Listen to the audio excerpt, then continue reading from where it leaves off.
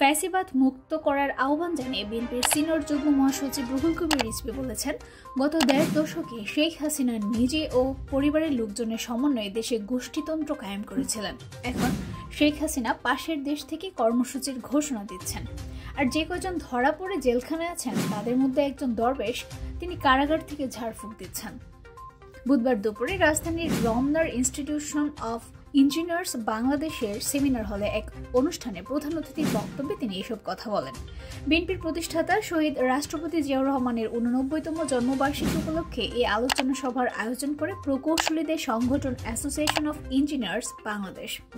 রিজভী বলেন, সেই দরবেশ মাঝে মধ্যে জেলখানা থেকে ঝাড়ফুঁক পাঠাচ্ছেন যে এতগুলো শ্রমিক নেমে গেলেই তো হয়। আমি জানি না তাদের বিচার প্রক্রিয়া কিভাবে চলছে, কিভাবে তারা সেখান থেকে এই কথাগুলো বলছে।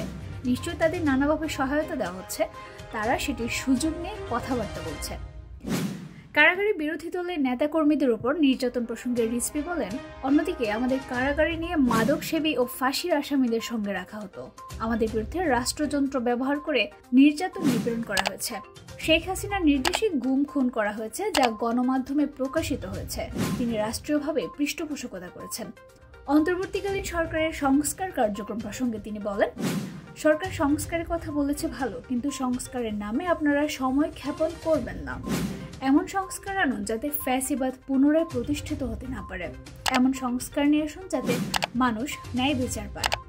এমন সংস্কার আনুন যাতে ফ্যাসিবাদের কবর রচনা করতে হবে, আর যাতে কোনো ফ্যাসিবাদের জন্ম না হয়, তা না হলে মানুষ ভালোভাবে নেবে না।